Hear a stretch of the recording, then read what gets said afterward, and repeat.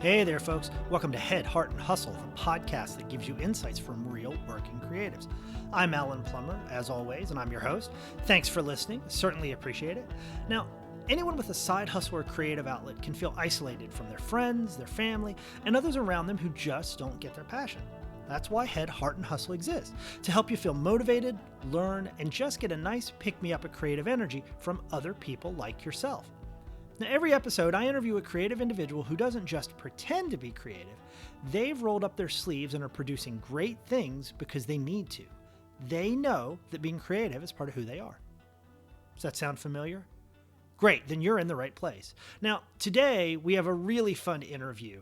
I'm speaking with Keith Boswell. Keith and I have known each other for a couple years through an organization that we belong to. Keith knew that I was looking for some folks to interview when he and I were attending a conference down in Florida back in January of this year. He reached out and sent me a note and said, hey, I think I've got something that might be interesting for your podcast. And I said, okay. He said, well, I collect toys. And I thought, all right, that's interesting. Little did I know just what he meant by that. So I know some of you are out there listening and saying, well, toys, right? So what does that have to do with creativity? I suggest you take a listen to kind of Keith and his take on things. It's not necessarily toys in the sense that you're thinking.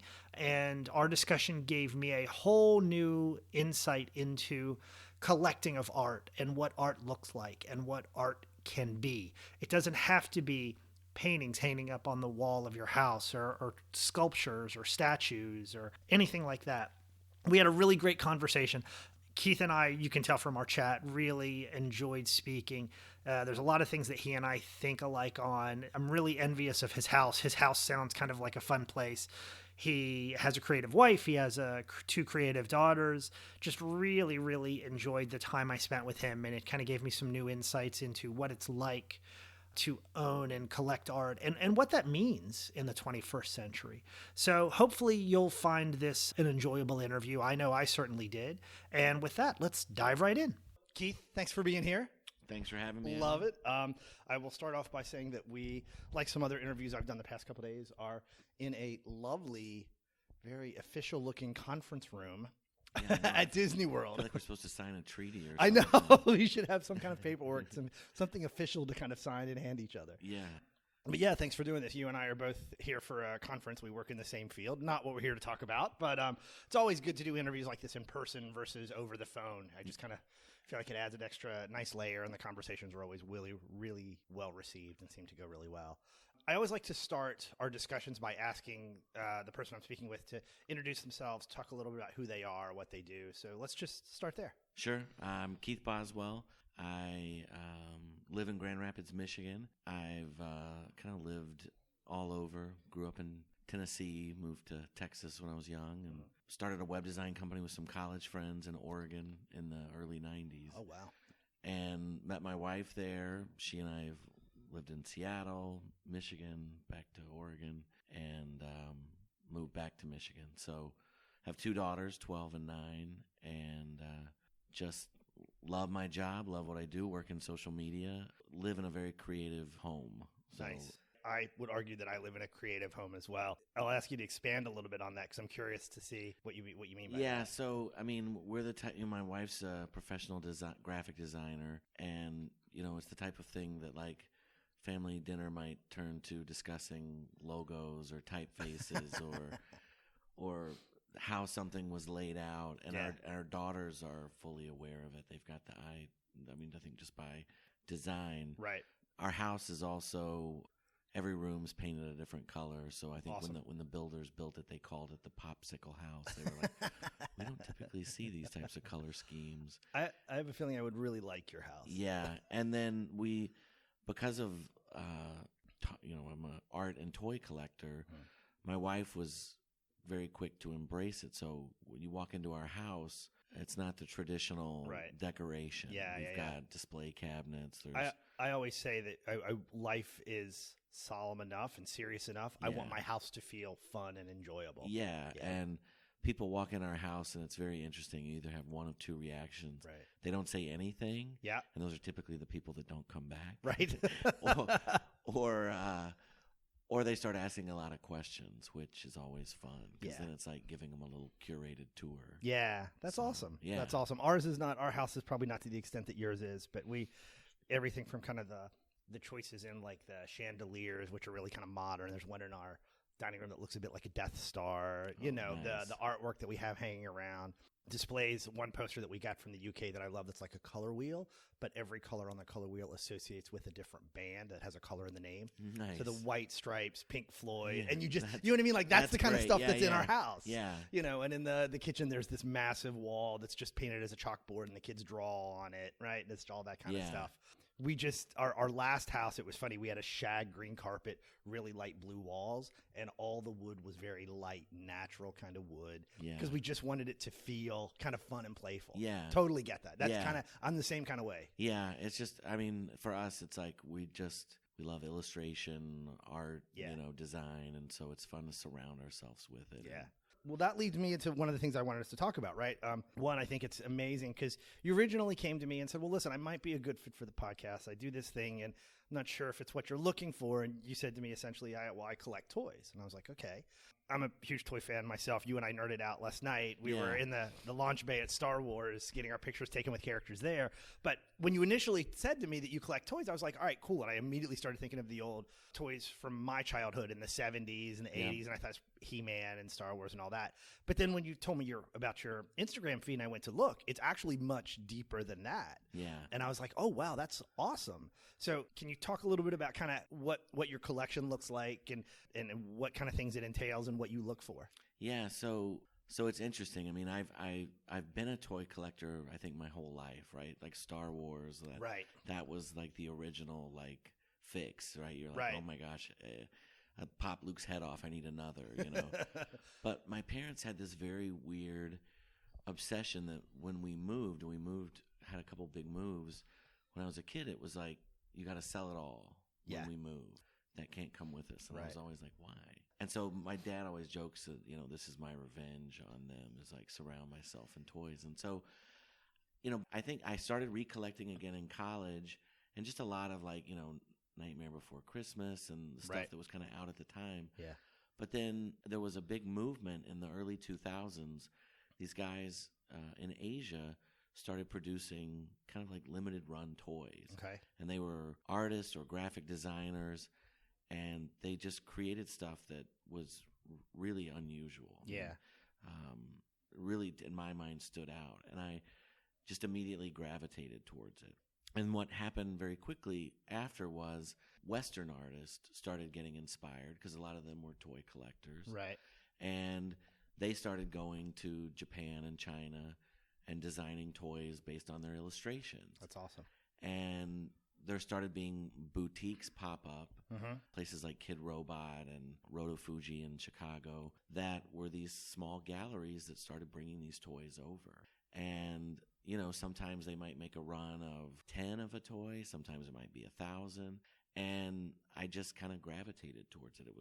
They were artists that I was already collecting like prints of or had some of their artwork. And so it just seemed like, wow, this is like the perfect mixture of the two worlds. And it's funny, when I saw your Instagram feed and I started to think about it and stuff that I'd seen a little bit, I was like, yeah, it's almost this kind of social commentary and art as toys, right?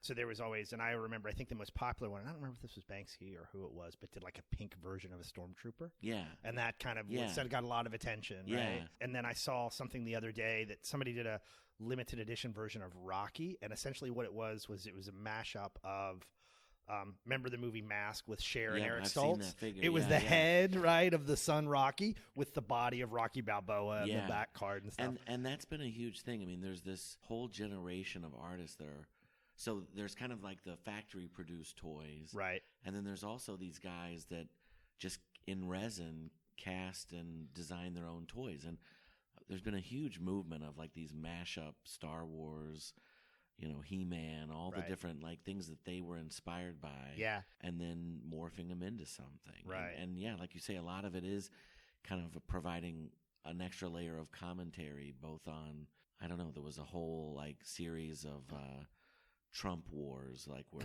Trump is Darth Vader kind of things that came out right before that the should be election. mass produced in my opinion. Yeah, I know. And so it was the kind of thing that you're like, wow, this is giving them an outlet to say something Right. that otherwise they probably wouldn't be out in the streets, Right. Doing. Right. But And I it's love that they could commercialize. And it's a little bit subversive, and it flies under the radar a little bit. Yeah, totally.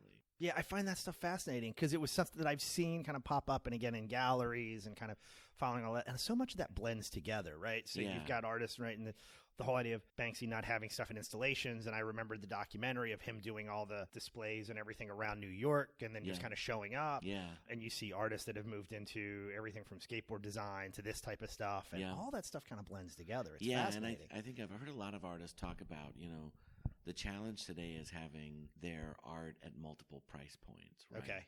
And so one of the most successful things, so Frank Kozik is famous, he started kind of in rock poster design and did some of his old posters for Soundgarden and Pearl Jam, and those guys they're worth hundreds of dollars. He is now the creative director of Kid Robot, and he had started producing toys kind of in the early days too. Mm-hmm.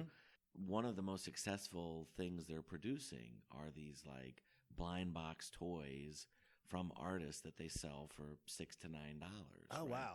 And they're limited. They're not like mass produced. Right. But they're also, they make it to where someone can walk into a shop and pick something up and get exposed to an artist that they may not have ever seen. And so to me, that's just awesome because it's changed the economics of being an artist, which being a supporter of, it's like great to see them have options. And it's changed how, to your point, it's changed the accessibility of art and what that looks like. Yeah. One of the things I struggle with is, again, kind of like you, I like to have unique kind of pieces of art in my house. Mm-hmm. Friends that are artists, I want to support them. And in many ways, it's kind of, there's a certain limit to how much you want or are willing to spend for various pieces in your house. When you're furnishing a whole house, right? It adds up.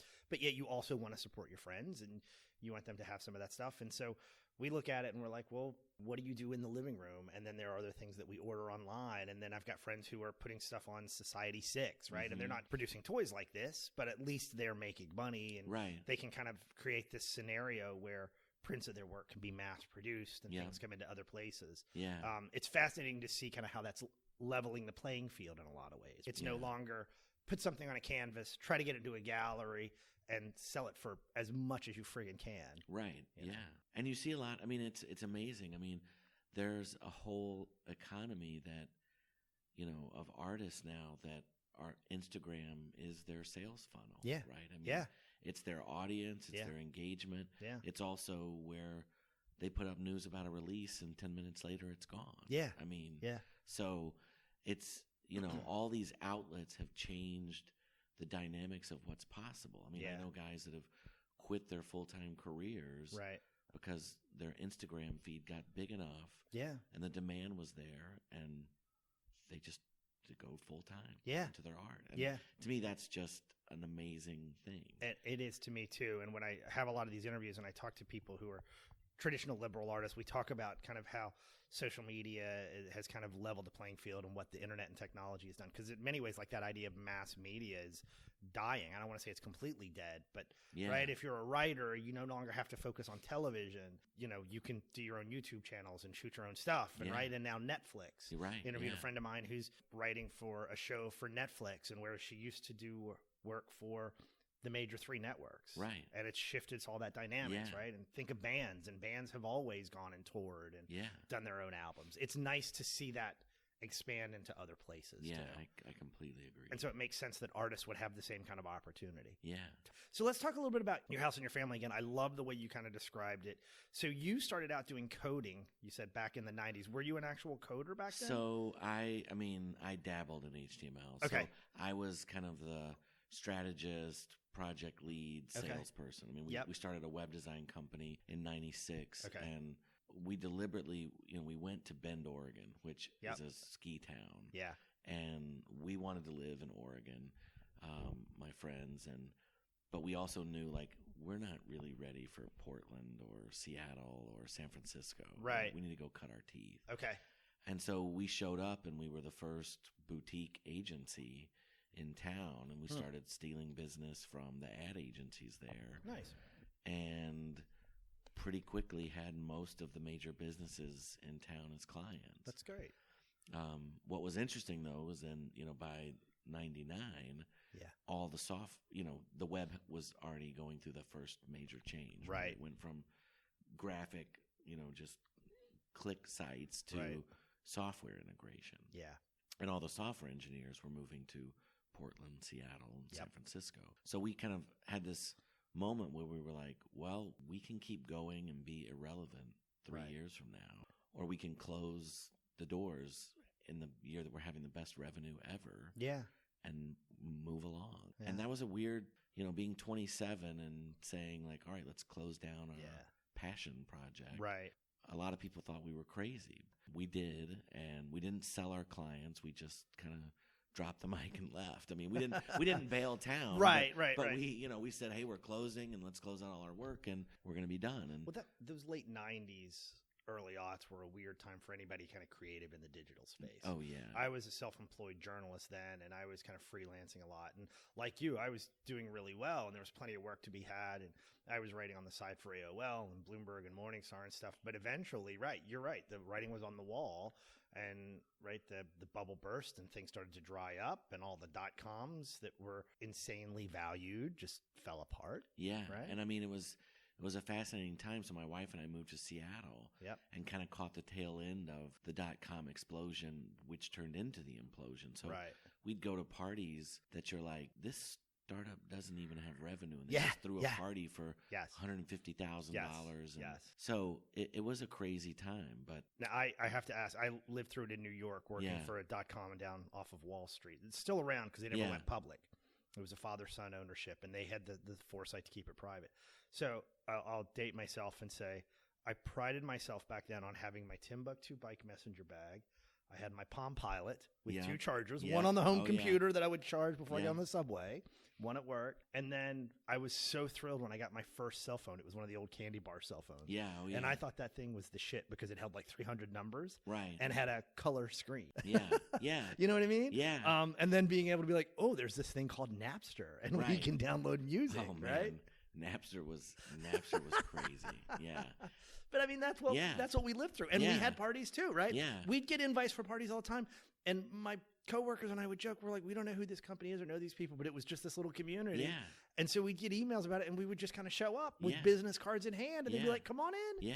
And I mean, but it was also one of those times where, I remember there was a web developer on as agency I was working at, and he changed companies 3 times in 8 months. Wow. And essentially tripled his salary. Yeah.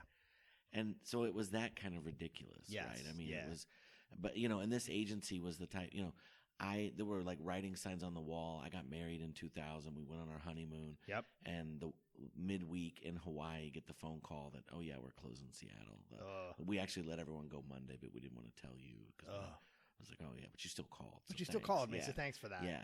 So it was, it was just those times. Yeah. And I'm glad I lived through it. I'm glad I didn't give up and say, you know, to hell with the internet. Right. But it would have been easy to. Well, it was definitely, and the reason I think it's great for us to talk about this, one, I think it's a great kind of historical perspective, but two, that period of my life influences a lot of how I think about creativity and success. And having been through that kind of stuff and earned those scars, that idea of success and what that looks like has evolved quite a bit because of that period and what I went through. Yeah. And I associate a lot of creative success now with much more around that ability of freedom and being able to do what you want. Yeah. Versus that monetary kind of thing. Yeah. And it's interesting. So I was a media major in college, and you know, one of the things I think I started practicing around that time was storyboarding in my work. Okay. Right? Like plotting a narrative arc to what I want and presupposing the points where the story may change and how I'm going to affect the change. Right. And I would often coach my team. I'm like, you need to be playing chess and be playing against people playing checkers. Right. That's how you need to think of it. Yep. You need to be ahead. And I think it's served me well. I mean, I think just, you know, that's that visual style of thinking. Mm-hmm. It's funny how for so long, I mean, when I got out of college in the early 90s, everyone said, like, you have too many interests. Like, you need to really narrow and focus. And I said, to hell with that. That's not me. Right. I like knowing multiple things. Mm-hmm. And that's paid off too. I mean, Is that your motivation? yeah. I mean, to me, it's like, and that's that's partly what drew me even into getting into Instagram, right? Right. I mean, I have a visual mind. I like photography, although I've never spent a lot of time with photography. Right. And I was like, I need to give back to this community that I love. And it's been very rewarding. I mean, so it's one of those things that, like, for me, I like having multiple things going. And I don't like to define myself by one thing. I think if you do, it's too easy to freak out and feel trapped. And, Yeah. And it stops being fun sometimes. I think yeah. I, at least for me personally, I like learning and kind of evolving and being challenged. Yeah. And so writing, there's always that learning curve. Right. But for me, it was writing in different directions. Yeah. Going from a journalist to say, well, I've never had a cover story in a magazine. I want to have that happen. And then that working out. And then saying, well, man, I've never had a book published. I'm going to ghostwrite books for people and get stuff published. And I got to the point where I was like, oh, I can find myself on Amazon. That's really awesome. Right. This podcast, right? I dabbled in video in the 90s and loved it when I was in New York, and independent filmmaking, Kevin Smith. Yeah. I wanted to get caught up in all that. Right. But I've always kind of worked alone on a lot of things. So it didn't work out. But then when the podcast resurgence kind of started to happen, I was like, well, this I can do on my own. This is kind of fun. Yeah. So for me, there's just all this kind of mindset of experimentation, right? And just kind of reaching out and trying new things and kind of figuring it out as you go. Yeah. You know what I mean? And being okay with that, which is very different than where I was back in the 20s and expecting this kind of linear path on right. things. Yeah, no, I agree. I mean, I think it's part of how a creative mind evolves. You start taking on new challenges, but you also, I don't know, like for me, I don't like getting too comfortable in something. I do too. So there are times when I need a period of time like that just to kind of rest a little bit. Yeah. But then I also get really nervous because if I do that for too long, I get stale, I get complacent, I get lazy. Yeah. And so there's definitely this ebb and flow. And there's usually really intense, lengthy periods of kind of expansion and creativity and trying new things. And then I might go through a phase where I'm like, for 6 months, I just kind of need to do my thing and not focus on that to kind of recharge a little bit. Yeah. At least for me, that seems to work. But that's not surprising. And a lot of people that I talk to kind of in the creative space have that same kind of mentality. Yeah. There's starts and stops and you kind of ramp up. I mean, like for a long time, when I met my wife, I was writing a weekly column about the web, right? What's going on in the web. And then I started writing the newsletter for the second startup that I worked for. And I was working for another agency at the time in Seattle. And the 8th issue went out and CNN called and wanted to interview me. And I'm like, I'm not an employee. And so I got lucky and had a nice boss that was like, yeah, go fly to San Francisco and be interviewed. But it's funny, like, and I was writing a lot when I had my last startup before I joined Meyer. And I've kind of taken a break from writing over the last year. But probably like late October, I was struggling with a work issue. And it turned into me writing a short fiction piece that I'm still working on. Nice. Kind of like, how can I solve for what I'm struggling with at work?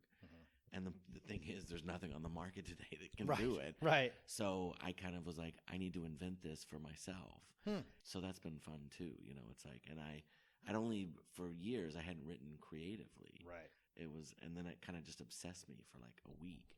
And I'm not done with it, but it was one of those things where it was like, oh man, that felt good. Yeah. Because I just had this itch that like needed to, I was like, I've got to get back to writing. Right. And this was not what I was expecting to get back to writing, but man, it really just kept coming. Yeah, I completely get that. And when you're in the moment and you're doing it, everything else just kind of falls away. Yeah.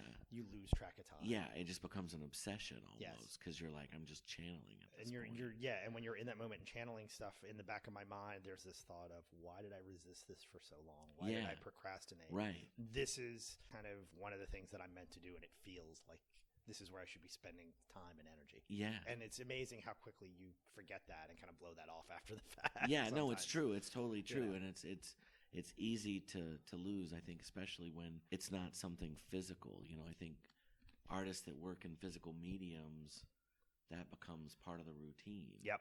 Writing and imagery is not, I mean, I try to stay, with my Instagram feed, I've pretty much committed to post almost every day. I mean, Good for you. There's hardly a day I don't post, to the point that I like carry toys around with me so that I can find interesting things.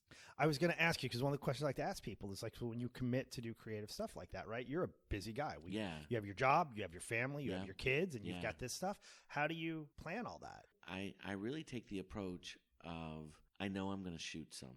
And I think it's partly like my media background and thinking cinematically, that I typically take one shot. Okay. I mean, I might take two. I check my lighting. I get an angle. I know as soon as it kind of hits me, like that's what I'm going to shoot. Yep. I kind of know what I'm going to shoot. Okay. And I try not to overthink it and just be pure with it. Right. And that's what I shoot. So do you like make a point of shooting a photo every day, or will you, if you get a couple ideas in a day, will you give yourself some breathing room and say, okay, I've got content to publish for the next 3 or 4 days? I'll typically post them. I'll post 2 or 3 that day. Then good for you. For me, there's some challenge in like. I mean, I've certainly posted stuff that I took a few days before. Sure. But I want it to be this was today. Yeah. And in that medium, it feels like the right thing to do. Yeah, and I'm imagining you doing that. I could see where there's a little bit of pure enjoyment around that, because it's not serious and it's fun. Well, and like last night we were at Star Wars Bay, right? Right. I took a vintage Star Wars Death Star droid and got it posed up by the bar with the blue milk, and I was like, that's perfect. That's it. I didn't even know about the blue milk till we left. I saw somebody get a picture and I was like, crap. Yeah, and so it was just one of those things where I'm like, I knew we were going to be there, so I made sure I brought along some vintage figures. I was at a conference out in California last fall, and my son is hugely into My Little Pony. Okay. And so he said, well, here, I want you to take one of my toys with you on your trip. I was like, all right. So he gave me one of the little ponies. His favorite is Pinkie Pie, the pink one. So I was like, all right.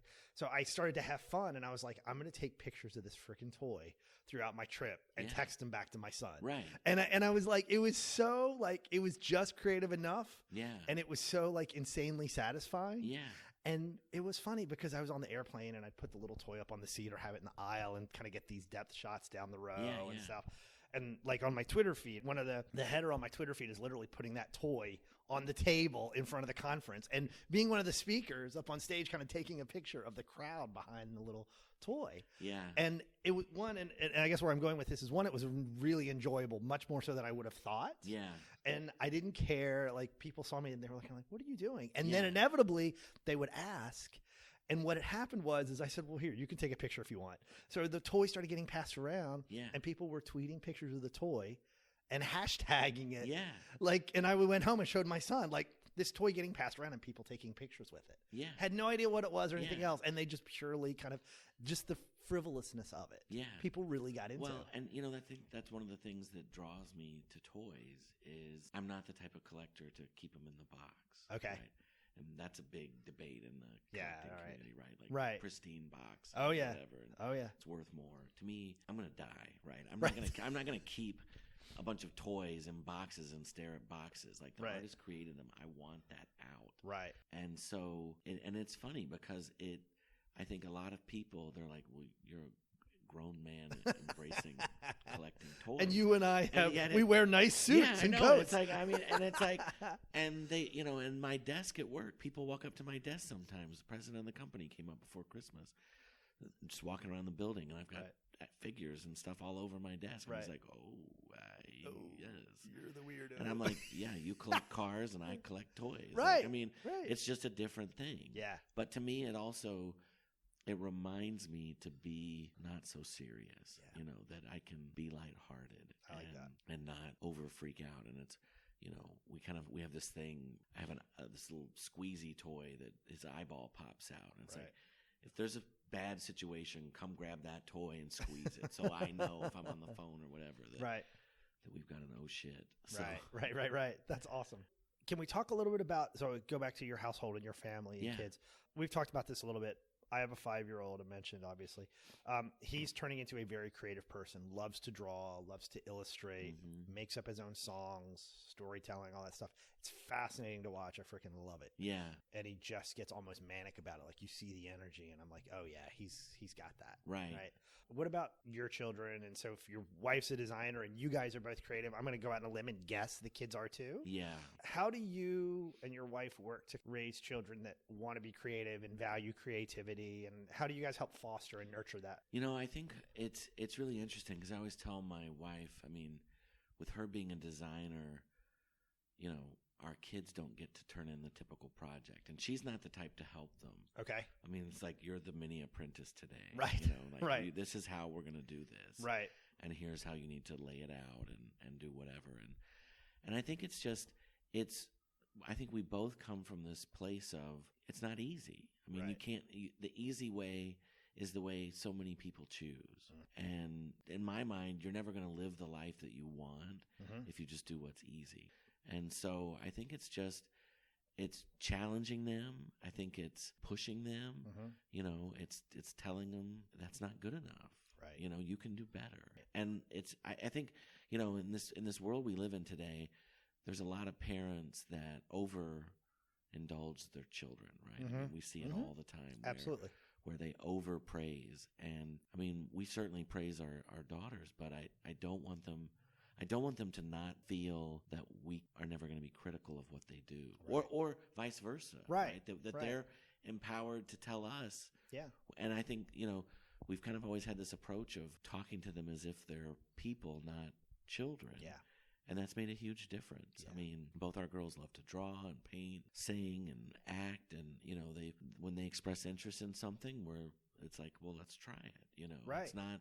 It's not a no, we don't have time for that. We may not have time that day, but we'll figure it out and we'll put it in a calendar. And I think that just makes a difference. We foster, and they see us do, my daughters for a long time were like, you take pictures of your toys. I'm like, yeah, I do. And then I think I mentioned to you, like my oldest started taking pictures on her own, and it was like, wow, you've got a really good eye for it. Right. And she's taking pictures of her world. And we encouraged that. We said, hey, go for it. Yeah. So, yeah, it's been a lot of fun. It's fascinating. And I always like asking that question, one, because it's validating. And two, it's something that we question how to embrace that with our son and kind of encourage it and everything. And there is that line. But it's funny because I think it's interesting when you talk about kind of encouraging your kids to work hard and do better. I would, for the longest time, was really quick when my son would get frustrated with his drawings and stuff. He's very hard on himself, which I think he takes probably from my wife and I. And so he would get upset with something that he did, and he didn't like the outcome. And I'd be like, Marcus, it's okay, because we'd kind of have to be like, don't get so upset, don't get worked up. And I had an artist friend of mine who I've interviewed for this say, no, there are mistakes in art. Because I was always of the belief that, well, there are no mistakes. But yet I'm a bit of a hypocrite because I'll rewrite something multiple times to get it right. Right. But, you're trying to foster that support in your 5-year-old. Right. And my friend was like, no. If it's not on paper the way it looks in his mind's eye, then he wants to redo it. And so she's like, that's how his abilities are going to improve, right? He's got to keep working at it until the reality of what he's created is pretty darn close to what he's visualizing in his head. Yeah. And I took a step back and I was like, well, that makes total sense. It does. And that's really a powerful way to think. To me, if you're embracing your kid's inner spirit and saying, try it again. Yeah. Let me help you find a reference or whatever. Yeah. Versus pat him on the back and say, that was great. Yeah. Let me put it on the fridge, which, don't get me wrong. We do that too. Yeah. No, but there's a balance between both. Yeah. Absolutely. What kind of advice do you have for people that are pursuing creative passions on the side or are looking to kind of do their own creative side hustles outside of work and things? What advice would you give them? I'd say you can't just think it. I loved Ira Glass did a piece a while back about you wanted to get into something, you got to do it. And that was kind of the way I embraced Instagram. It was like, first I look back at the very earliest pictures from the feed and they weren't nearly as good as what I wanted them to be. But I just knew, just keep doing it. That's part of the process, just though. Yeah. Do it. And I think you have to give yourself time, dedicated time, every day, on a set day, whatever it is, and you have to do it. It's like working out. You can't, that passion will never be more than a whimsy if you don't give it the fuel. And I think it's easy to be one of those things you excuse yourself out of. Like, oh, I'll get to that. I know. Well, I've got to work. I've got to take care of the kids. I've got to, yeah. I mean, 15 minutes can be transformative if you set a goal. And sometimes just setting a timer. Just I'll do this till the timer goes off. And then by the time the timer goes off, you're deep into it and you're not ready to give it And up. I think, like we said before, there's power in getting over that first hurdle and kind of getting into the moment. Yeah. And it just takes a couple minutes to kind of get to that. Yeah, absolutely. Yeah. And I'm guilty of that too. I'll procrastinate or try to not make time today or whatever. And then that one day becomes 2, becomes 3, and then there becomes this frustration of like, oh, I need to, I want to, but I haven't committed. To your point, I haven't committed to it. Yeah. And I think it's really easy to take a look at this idea of even like scheduling, for lack of a better word, right? Scheduling time to be creative. It sounds really awkward to put scheduling and creative together. It doesn't sound like it mixes. Right. But it does. But yeah, I mean, but it gives you a mental okay to do it. Right, it gives you that space, and it sets the expectation and the time, and it also kind of says to you, to your subconscious, that this is important. This is important enough for me that I'm going to make time for it. It's not going to stay on the back burner. Yeah. So I love that. Last thing I want to ask. So we've talked a lot about your Instagram feed, obviously. Yeah. How do people find you on social media if they want to see more of kind of the stuff that you do and are interested in the pictures and the collection? So it's just at Keith Boswell, KeithBoswell on Instagram. Okay. I think I mentioned to you yesterday, it's interesting because all my other social channels, so I'm at Keith Boswell on Twitter. Everything else is work related. Right. And we kind of have to be. And I have a Keith at Meyer account for sharing work-related stuff on Instagram, but I've never put a photo of myself. So you've never like blurred the two together. No, and and I've never like put a picture of my kids up there. And it's funny because I have friends that follow it, and then they're like, "Whoa, like I didn't know." Like, this is not the typical Instagram feed I was expecting. Right. It's not my dog and my family and whatever. It's just, I don't know. The thing I love about it is connecting. So many of the artists that I collect and have admired for years have followed me back. Which is awesome. Which is like just a huge signal to me that some of these guys have hundreds of thousands of followers and they're following like 500. And I'm like, holy crap. Like, you kind of, and you're like, are they going to unfollow me? When are they going to unfollow me? Like, level 5 nerddom. I'm great. Yeah. I mean, and it's like, I feel like it, but it's also, I think about it as like, we're in this special time where if I was in the Medici era and I could connect with Michelangelo. Right. And have him double tap on a photo I took. Like, that would be insane, Yeah. But to have a Ron English or a Kenny Scharf or some of these guys interact with your feed, to me, it's just an honor because they've given so much to me. To give anything back to them that, they like. Right. It's huge. And to me, that's kind of the power of what this kind of like just personal project. I was just like, hey, I just want to do this. The fact that it turned into something even more satisfying than I could have ever imagined. Right. Kind of keeps the fuel going. It's a nice icing on the cake. Yeah, totally. I mean, it's a bonus that I would have never expected. Yeah. So. Well, Keith, this has been fun. Thank you. Yeah, thanks for Appreciate you taking Alan. time to do it. It's been a great conversation. Yeah, I really love kind of enjoyed hearing it. about this stuff. Yeah. And I definitely have enjoyed the feed. And so thank you for taking time. Yeah, absolutely. Awesome. Well, have a good one. All right, you too. Thanks. Well, there you have it, folks. I don't know about you, but I was certainly surprised to learn that so many artists were using toys as a medium here in the beginning of the 21st century. Once Keith and I had that conversation, it seems like I started to notice some of those toys in different places, either out in galleries or actually saw an article on them in Wired magazine not too long after he and I spoke. So maybe I just hadn't realized it. But again, it was certainly eye-opening for me. As you can tell, I really enjoyed his conversation. I think we lost track of time there for a while. Hopefully you enjoyed it as well. As Keith mentioned, you can find him on Instagram at Keith Boswell. I definitely suggest you take a look at his Instagram feed if you're interested in this, or even if you just want to have an idea of what some of these toys look like. It might help you to get a little visual of some of those to help understand kind of what he's talking about, the way some of these look. But yeah, you can also find Keith on Twitter at Keith Boswell. And so hopefully you enjoyed it as much as I did. And as always, I appreciate you listening, and we'll see you next time. Thanks.